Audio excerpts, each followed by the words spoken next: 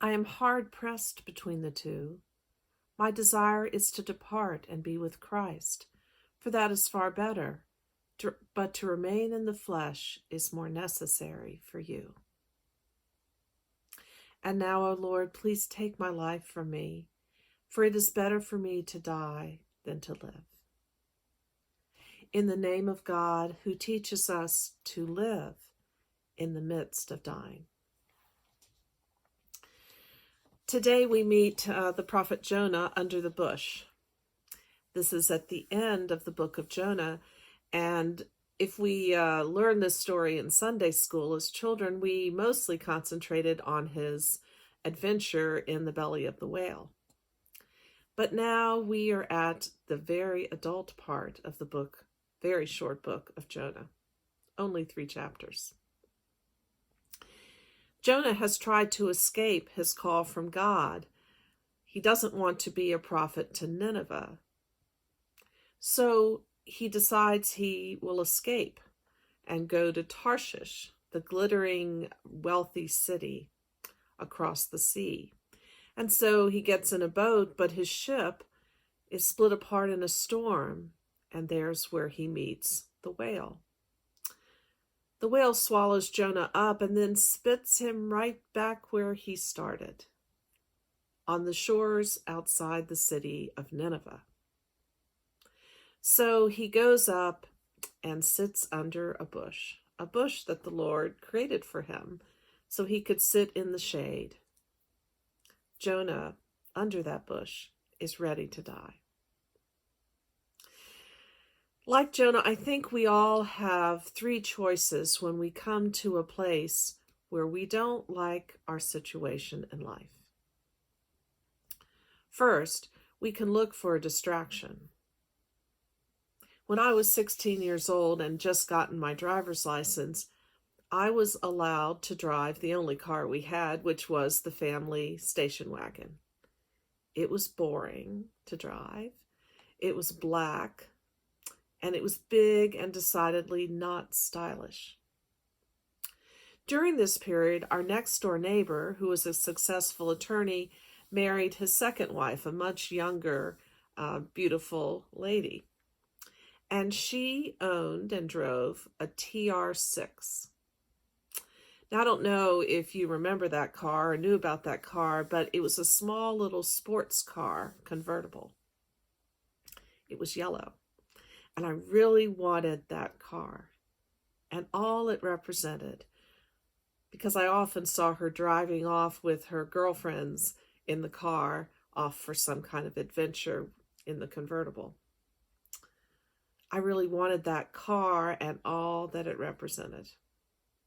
So I started finding pictures of the TR6 in magazines and cutting them out and leaving them on my father's dresser, or on his easy chair, or even on his place at the dining room table.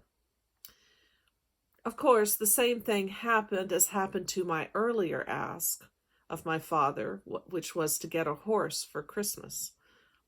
Just like on Christmas morning when I looked out into our small city garden and there was no horse, when I looked out on the sidewalk in front of our house or by the garage, there never was a TR6. Like the horse when I was younger, the TR6 was a distraction from my life as a high schooler and teenager and all the emotional conflict and excitement of that period of life. I wanted to be older. I wanted to be out and about and out of the house with my sports car. It was a life that I wasn't ready for, and truth be told, a life I was never called to. My poet friend, David White, says that he has a friend that when they were young men, told him that he had a Porsche fund for a Porsche, and that one day his friend, would have this famous sports car for himself. Years later, David saw his friend and he asked him about the Porsche fund. His friend said, "Oh, that fund is long gone. I bought a Porsche several years ago," he said. And he said, the interesting thing was I drove it for about 2 months and then I sold it. his friend told David, I realized that by the time I bought the car, I had moved beyond the car in my life. It was something that I wanted in my 20s, and I'm a different person now in my 50s. I was too young for that sports car, and David's friend was too old. David White's also good friends and with the late poet John O'Donohue, which many of you have read and know. And he spent a good deal of time with him as a friend when Donohue was alive, as O'Donohue wrestled with whether he wanted to remain a priest. He ultimately decided to leave the priesthood, but during that time and over all their conversations, David wrote a poem about their conversation entitled All the True Vows. And part of the poem goes like this. There is only one life you can call your own, and 1,000 others you can call by any name you want.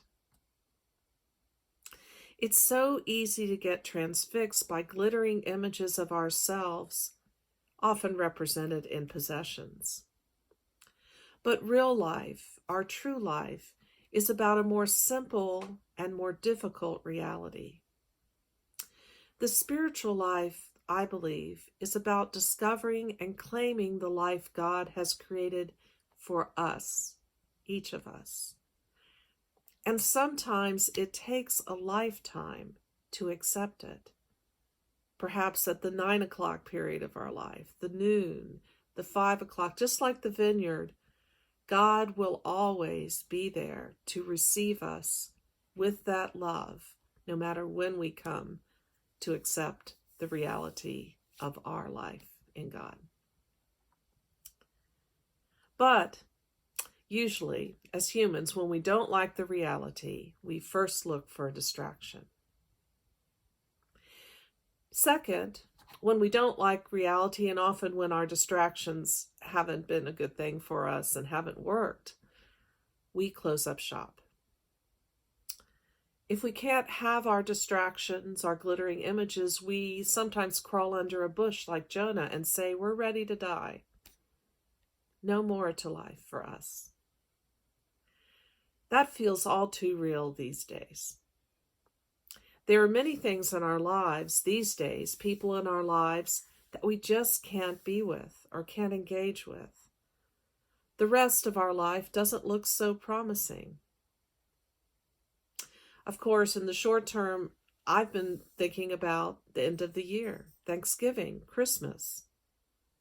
I've had a few moments when I wonder, what is there to live for? I've gotten to the place where I no longer need the big glittering job, the fancy car, the TR6, or a fancy home or lifestyle. But is the call right now in my reality to live in this pandemic and times of social unrest and uncertainty and conflict, is it just too hard? Again, I think the pandemic offers us an opportunity to enter the life which we are called, which includes always living in the midst of dying. That's the human condition. We can often ignore this foundational truth of human life that we live in the midst of dying until we come close to death through our own illness, the illness of someone we love, an accident, intense grief. But now, every day, the news brings that fact. We live in the midst of dying, so close. So our third choice, beyond distraction and closing up shop, packing it in, is to accept our unique call in this time and place. And I think the way that we come to that spiritually, as a people of God, as a person of God, a child of God, is to ask two questions of ourselves. First, what is the beautiful question? David White calls it this. the beautiful question that we ask God and ourselves again and again. What is that great question you are always seeking the answer to? And secondly, can we find in the place we are called an acceptance that that is the place we will die? David White spent several years of his young adult life on a sheep farm in a little caravan on the side of a mountain in North Wales, as he was struggling to leave his life as a biologist and to become a poet. On that sheep farm, which was called Pentecost, he befriended an older man named Macgill who lived in a cottage nearby. They spent many a night by the fire, and Macgill would always return to his beautiful question. He was obsessed with William Blake and the fact that William Blake spoke with angels, the poet William Blake. So he kept asking again and again, David, did he think that William Blake really spoke to angels? He would also end their evenings together after he asked this question again and again. You know, David, this place, this land I have found is the place where I want to die. What do you think? They had this conversation again and again, but then life moved on and David left for other parts of his life. But he had the occasion at one point to come back to Pentecost in North Wales. And he went back to Macgill's cottage, but he found only Macgill's wife, for Macgill was in the hospital, ill with leukemia. David had to leave North Wales the next day without seeing Macgill, and in a few months he learned that he had died from leukemia. But before he died, he had come home and had been home for 30 days, a month, in his beloved cottage on his beloved land by the mountain. And so David wrote this poem in his honor called Elegy for Macgill, and I want to read you a few lines because it talks about living the beautiful question of our life, but also accepting the death in that place. Here's the part of the poem. One man I know loved this place so much, he said he found his place to die. Years later, walking the high moor lines or watching the coals of a winter fire in the cottage grate. And die he did, but not before 1 month's final joy in the world's creation gave him that full sight he glimpsed in Blake. He too struggled with his angel, in and out of hospital. The white sheets and clouds unfolded to the mountain's bracing sense of space. Now he was ready. His heart, so long at the edge of the nest, shook its wings and flew into the hills he loved. He became the hills he loved. Walked with an easy net rest, cradled by the faith he nursed for years in doubt. His ashes are scattered over by Aber, the water continually saying his name. And I still go home to Pentecost, speaking the names of those I love.